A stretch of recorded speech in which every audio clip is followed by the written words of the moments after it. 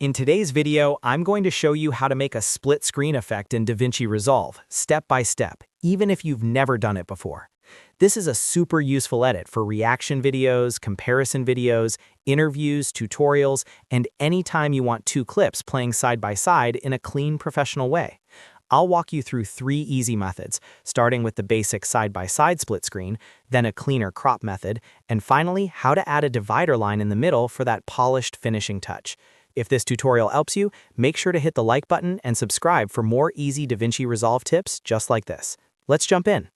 First, open your project in DaVinci Resolve and make sure your clips are already imported into the media pool.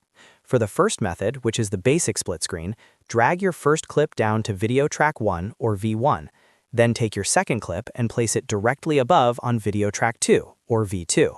The important part here is that both clips need to start at the same time, so line them up carefully on the timeline.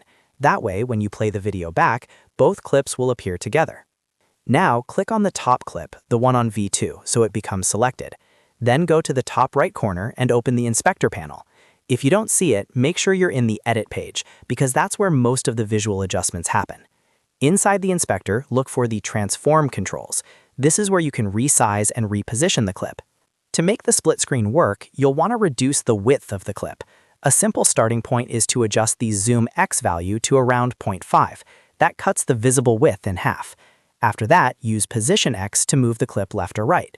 For example, if you want the first clip on the left side, you can set its Position X to a negative value, like -960. If you want the second clip on the right side, use a positive value, like +960. The exact number may vary depending on your timeline resolution, but the idea is to move one clip to the left half and the other clip to the right half, so they sit side by side. Now click the bottom clip on V1 and do the same kind of adjustment. Set its Zoom X so it matches the top clip, and then move it to the opposite side. The key here is consistency.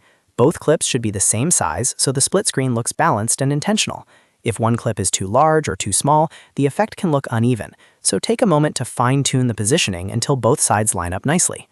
If you want a cleaner result, method 2 is even better. This is the split screen using crop, and it's great when you want a sharp vertical division without resizing the clips too much. Start by selecting the first clip, then go back into the inspector and find the cropping controls.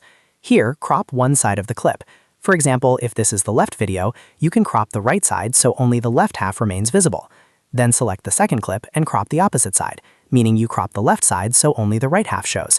This gives you a perfect split down the center, and because you're cropping instead of shrinking, the image often keeps a more natural look. This method is especially useful if both clips are already framed nicely and you just want them split across the screen.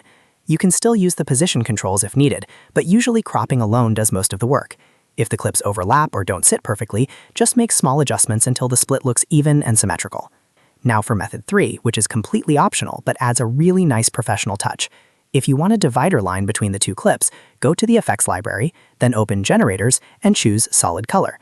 Drag that onto Video Track 3 or V3 so it sits above both clips. Then make the generator very thin and place it right in the center between the two videos. You can change the color to white, black, or any color that matches your design style. A thin divider line helps separate the two clips visually and makes the split screen feel much cleaner and easier to watch. If you want, you can also animate the clips slightly or add text labels above each side to identify what viewers are looking at. That works especially well for before and after comparisons or review videos.